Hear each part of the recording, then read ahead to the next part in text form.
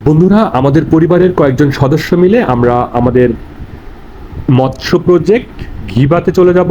সেখান থেকে ডিঙ্গি নৌকা চড়া দেখাবো। আমরা পিক আপে করে যাচ্ছি। পেচোর বাঙর দেখতে পাচ্ছেন, বেনাপোলের অন্যতম একটা বাওড়, তার নাম হলো পেচোর বাওড়। সেই পেচোর বাওড়ের পাশ দিয়ে ঠিক রঘুনাথপুর নামক এলাকা দিয়ে আমরা চলে যাব ঘিবা, যেটা বাংলাদেশের একেবারে শেষ সীমানা। পাশেই ভারত সীমান্ত দেখতে পাচ্ছেন, ওই যে সামনে অদূরেই একদম ঠিক কাছাকাছি ভারত সীমান্ত, তার কাটা দিয়ে ঘেরা। এটা কিন্তু ঠিক সাদিপুরের পাশ দিয়ে রঘুনাথপুরের যে পেচোর বাওড় পার হয়ে আমরা কিন্তু ঘিবার দিকে যাচ্ছি। চলে আসলাম ঘিবা, আমাদের মৎস্য প্রজেক্টের পাশেই, ভেড়ির পাশে চলে আসলাম। দেখতে পাচ্ছেন ঘিবাতে আমার ফুপা, উনি ডিঙ্গি নৌকাতে করে আমাদের আজকে আমাদের মৎস্য প্রজেক্টটা ঘুরে দেখাবে। আমরা আমাদের একটা স্পেশাল একটা মৎস্য প্রজেক্ট, আমার আব্বা এই প্রজেক্টটা হাতে নিয়েছে, 5 বছর মেয়াদি। দেখতে পাচ্ছেন এইখানে আমাদের বেশ কিছু মৎস্য প্রজেক্ট আছে, সেটা এখন পানিতে নিমজ্জিত। তো এই এলাকাতে আমরা ভ্রমণ করতে চলে আসলাম। মৎস্য প্রজেক্ট ঘিবা আমার ফুপু বাড়ি, আমার 2টা ফুপু এখানে আছে। তো আমার বড় ফুপা উনি আমাদের এই মৎস্য প্রজেক্টটা দেখাশোনা করেন। তো সবাই মিলে আমরা এই ডিঙ্গি নৌকাতে করে কিন্তু এই মৎস্য প্রজেক্ট দেখতে পাচ্ছেন, এটা কিন্তু আমাদের একটা স্পেশাল মৎস্য প্রজেক্ট, সেটা দেখানোর চেষ্টা করব। সবাই মিলে আমরা যাব এখানে ডিঙ্গি নৌকাতে করে। ছোট হওয়ার কারণে হ্যাঁ, অল্প অল্প করে যাচ্ছে। তো ভাবি দেখেছিস কেউ উঠে গেল ওটা তো পুরো।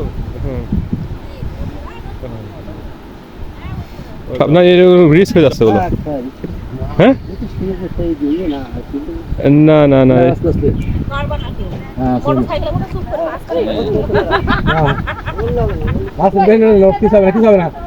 চিন্তা করার কোনো কারণে পড়বা না, চললেও পড়বা না, যাও। পড়বা না, ও কিছু ভয় করে না। বন্ধুরা, ডিঙ্গি নৌকা ভ্রমণ দেখতেছেন, পানিতে নিমজ্জিত শাপলা বিল। এটা ঘিবা এলাকা, আমার ফুপু বাড়ি। বেনাপোল থেকে ঠিক 4 কিলোমিটার 5 কিলোমিটার দূরে, একদম ইন্ডিয়া সীমান্তের কাছে আমাদের মৎস্য প্রজেক্ট। দেখতে পাচ্ছেন ডিঙ্গি নৌকাতে করে আমার পরিবারের সদস্যরা প্রাথমিকভাবে এখানে ভ্রমণ করতে যাচ্ছে। তারা ডিঙ্গি নৌকাতে কখনোই ওঠেনি, তো আজকে প্রথম অভিজ্ঞতা নিচ্ছে এবং বেশ ঘুরে চলে আসলো, সবাই নামছে। দারুণ একটা অভিজ্ঞতা অর্জন করেছে। আমরা তার আগে গিয়েছিলাম ওখানে, বেশ সুন্দর একটা পরিবেশে আমরা ডিঙ্গি নৌকা ভ্রমণ করলাম। আজকে স্পেশাল একটা দিন। এখান থেকে আমরা কিন্তু মাছ আজকে হারভেস্টিং করতে পারলাম না যদিও, তারপরেও আমাদের বাড়িতে যে পুকুর আছে সেখান থেকে আমরা মাছ হারভেস্টিংটা দেখানোর চেষ্টা করব। দেখতে পাচ্ছেন ডিঙ্গি নৌকা চড়া কিন্তু বেশ বিপজ্জনক, তারপরেও ছোট্ট একটা নৌকা, সেখানে প্রায় 3-4 জন, 2 জন বাচ্চা কাচ্চা সহ ঘুরে বেড়ানোটা খুবই টাফ। তারপরেও রিস্ক নিয়ে এরকম ডিঙ্গি নৌকা ভ্রমণ করলো সবাই। সাথে কিন্তু শাপলা, এই যে শাপলা তুলেছে আমার মেয়ে, শাপলা তুলেছে এখান থেকে কিন্তু শাপলা, শালুক এগুলো আমরা সংগ্রহ করেছি। বেশ আনন্দমুখর পরিবেশে আমার আব্বা তাদেরকে বেশ উৎসাহ দিয়েছে এবং সে নিজে এখন আমার ছোট ভাইকে নিয়ে যাচ্ছে, নিনাদ, ওকে নিয়ে আমরা আমার ফুপু বাড়িতে চলে আসলাম নৌকা ভ্রমণ শেষে। সবার সঙ্গে দেখা হয়ে গেল। গ্রামের ব্যাপার, এখানে ছোটবেলার স্মৃতি, অনেক স্মৃতি রয়েছে ঘিবেতে।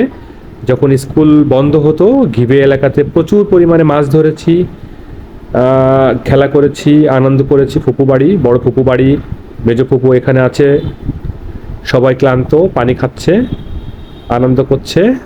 এবং ইতিমধ্যে আমাদের বিদায়ের পালা চলে আসছে, আমরা চলে যাব। তো এইখানে ডিঙ্গি নৌকা ভ্রমণটা কেমন লাগলো আশা করি কমেন্টে জানাবেন, শেয়ার করতে ভুলবেন না, লাইক করতে ভুলবেন না। আমরা আবারও পিক আপে করে, আমাদের নিজস্ব পিক আপ এটা বাড়িতে আছে, আমাদের নিজস্ব পিক আপে করে, মানুষজন বেশি হওয়ার কারণে আমরা পিক আপে করে গিয়েছিলাম। বেশ প্রখর রোদ, সেপ্টেম্বর মাসের লাস্ট, অক্টোবর মাসের শুরু, এই সময়তে আমরা এই ডিঙ্গি নৌকা ভ্রমণ দেখালাম। পাশাপাশি আমরা কিন্তু পিক আপ ভ্রমণও করছি। আবার সীমান্ত ঘেঁষা যে এরিয়া সাদিপুর, রঘুনাথপুর পার হয়ে আমরা বেনাপোলে যাব। বেনাপোল স্থলবন্দর হয়ে আমরা ঠিক কাগজপুকুর নামক গ্রামে, আমাদের নিজেদের গ্রামে চলে যাব। দেখতে পাচ্ছেন বেনাপোল স্থলবন্দর সবচেয়ে বড় স্থলবন্দর, যেখানে ইন্ডিয়া থেকে ট্রাকগুলো এসে আনলোড হচ্ছে, ইন্ডিয়াতে এক্সপোর্ট যাচ্ছে। অনেক বড় একটা এলাকা বেনাপোল স্থলবন্দর। আমরা গিয়েছিলাম বেনাপোলের পাশেই বাংলাদেশের শেষ সীমানা ঘিবা নামক এলাকা। এই গ্রামটাই কিন্তু আপনারা জানেন 1 নম্বর থেকে 7 নম্বর ঘিবা, রঘুনাথপুর, সাদিপুর, এগুলো কিন্তু বাংলাদেশের ঠিক শেষ সীমানা। এখানে আমরা গিয়েছিলাম আমাদের মৎস্য প্রজেক্ট ভ্রমণ করতে। দেখতে পাচ্ছেন আমাদের সাথে কিন্তু বিজিবি সদস্যরাও ছিল, তারাও কিন্তু আমাদেরকে কড়া পাহারায় ওখানে নিয়ে গিয়েছে। খুব ভালো লাগলো। সব কিছু মিলে বলবো যে আপনারা যারা সীমান্ত ভ্রমণ করতে আসবেন তারা অবশ্যই খেয়াল রাখবেন আইন শৃঙ্খলা বাহিনীর কোনো অপতৎপরতা আপনাদের যেন চোখে না পড়ে। সবার জন্য শুভকামনা জানাচ্ছি। এই যে আমাদের পুকুরের মাছ, আমরা মাছ ধরলাম অনেকগুলো টাটকা টাটকা মাছ। অনেক বড় মাছগুলো আমরা ধরতে পারিনি, মিডিয়াম কোয়ালিটির মৃগেল মাছ, কাপ জাতীয় মাছগুলো আমরা ধরলাম। পরিবারের সবাই খুব আনন্দ করলো পুকুরে। অসাধারণ একটা ভিডিও ধারণ করলাম। ভালো থাকবেন সবাই, দেখা হবে নেক্সট কোনো ভিডিওতে।